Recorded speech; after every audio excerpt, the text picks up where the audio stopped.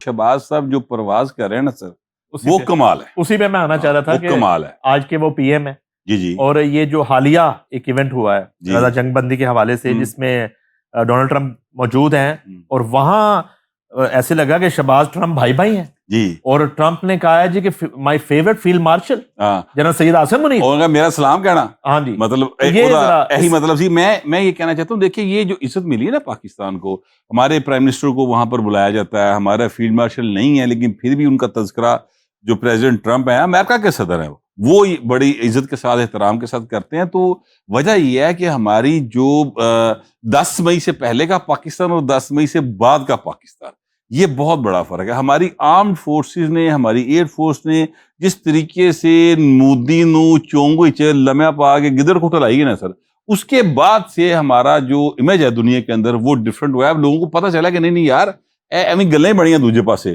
اصل میدان دے پروان ہے نہیں.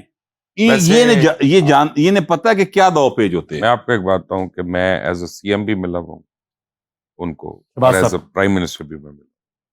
زمین آسمان کا فرق ہے دونوں لوگ. ایز اے سی ایم وہ بہت زیادہ ہائپر تھے اور وہ سنتے نہیں تھے کسی کی. ایز اے پی ایم انتہائی ٹھہراؤ ہے ان کی طبیعت میں، اور وہ ہر ایک کی سنتے ہیں. ٹھیک ہے، اور یہ جتنی اللہ نے ان کو عزت دی ہے اور پاکستان کی اسٹیبلشمنٹ کو جو عزت مل رہی ہے، یہ انسان تو دے نہیں سکتا، یہ اللہ کا ہی کام ہے، اللہ ہی دے رہا ہے. میں نے اپنے ہوش میں کسی پرائم منسٹر کو پاکستان کے اتنی زیادہ رسپیکٹ ملتے ہوئے نہیں دیکھی انٹرنیشنل، اور میں اس کو لیتا ہوں ایز پاکستان سے رسپیکٹ.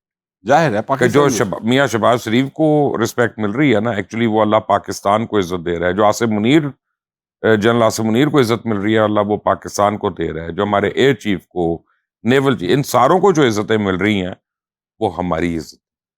تو یہ بڑا خوشی کا مقام ہے. اور جو سپیچ کی ہے وہاں پہ پرائم منسٹر نے، آئی تھنک بہت ہی کمال کا. اپنا جس نے بھی لکھا یا انہوں نے دل سے کی، دونوں صورتوں میں اٹ مسٹ بی اپریشیٹڈ. ان کے جو ناقد ہیں نا، وہ بھی مجبور ہو گئے ہیں تعریف کرنے. اور دیکھیں یہ کوئی چھوٹا اوکیزن نہیں تھا، آپ ورلڈ سٹیج پہ ہیں. ورلڈ سٹیج ہے اور دنیا کا سب سے پرانا جو مسئلہ ہے وہ وہاں پہ سالو ہونے جا رہا ہے. آپ یہ سوچیں، نہیں منیف صاحب، آپ کو میں آپ کی لیول پہ لا کے ایک بات سمجھاؤں، اگر آپ برا نہ منائیں تو، کہ وہاں پہ جتنے مائکس لگے ہوئے، آپ سمجھیں وہاں RNN کا مائک لگا ہوا، تو آپ کی کیا ویلیو ہے. تو وہ تو خود واپس پھر ان کو پریزیڈنٹ کہہ رہے ہیں کہ جناب آپ ذرا بات کریں. آپ بات کریں. وہ اٹالین پرائم منسٹر پیچھے کھڑی ہے، وہ اشارے کر رہی ہے، یہ کر رہی ہے، اس کو کوئی لفٹ نہیں کرا رہا. آپ بات کریں. اٹالین پرائم منسٹر نے ٹرمپ نے کیا کہ بڑی خوبصورت ہے، نہیں بڑی وہ پریٹی ہے. سمجھے وہ یہ کوئی اسٹرینتھ نہیں ہے نا، یہ وہ تو ایک انہوں نے کیا ہے، نیچرل چیز ہے نا. لیکن یہ جو ہمارے پرائم منسٹر کو جو عزت ملی نا سر، یہ پاکستان. اچھا، اللہ کی مدد کے بعد جو ہے سفارتی ایک جو اسٹریٹجی ہے اس کا کتنا رول ہے بے انتہا. اور جیسے آپ نے کہا کہ تاریخ میں یہ کامیابی اور یہ عزت پرائم منسٹر کے حصے میں جو آ رہی ہے وہ پہلے کسی کے نہیں آئی، تو تھوڑا سا بتائیں گے کہ وہ کیا محرکات اور وہ کون سی اسٹریٹجی تھی جس کو اللہ نے کامیاب کر دیا؟ لے جی، میں آپ کو ایک بات بتاتا ہوں بڑی چھوٹی سی.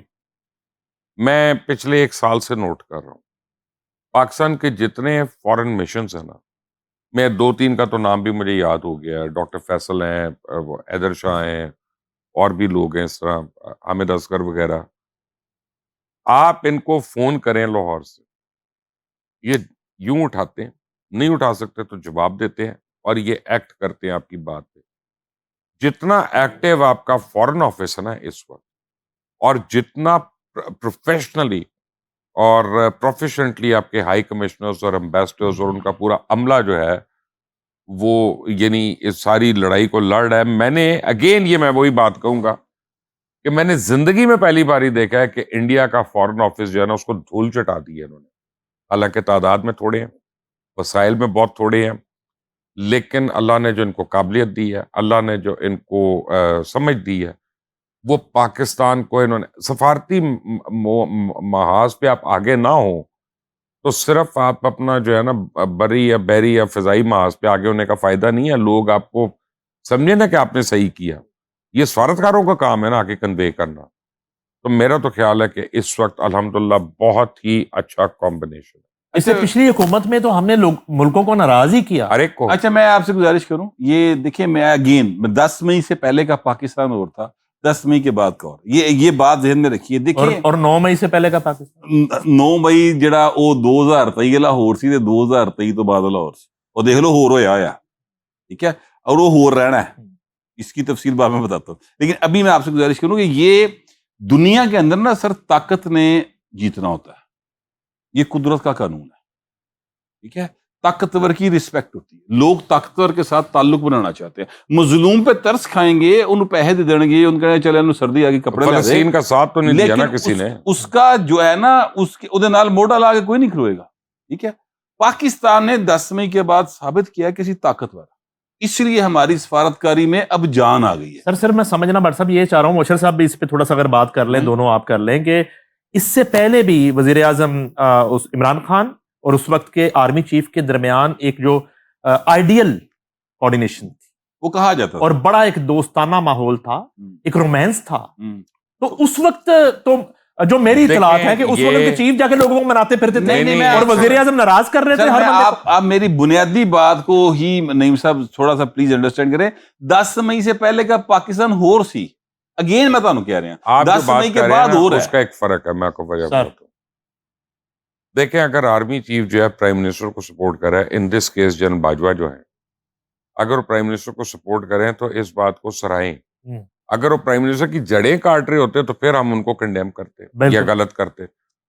تو یہ تو عمران خان نے یہ ثابت کیا کہ اگر آپ جسے پنجابی میں کہتے ہیں گوڈے گوڈے نلائک اگر ہوں نا تو کسی کی بھی سپورٹ آپ کو فائدہ نہیں دیتا. سر وہاں تو یہ تھا کہ عمران خان آگے آگے ملکوں کو ناراض کر رہے ہیں اور باجوہ صاحب پیچھے پیچھے منانے جا رہے ہیں. ہم نے ایک اور چیز دیکھی ہے کہ جو ٹریڈیشنل دشمن ہے نا, جو ہر وقت میں کہ یہ بڑھتا مخالف ہے تے میرا دوست ہے, نہیں دا مخالف ہے تے میرا دوست ہے, نا یہ اس طرح سے جو ہوتے تھے.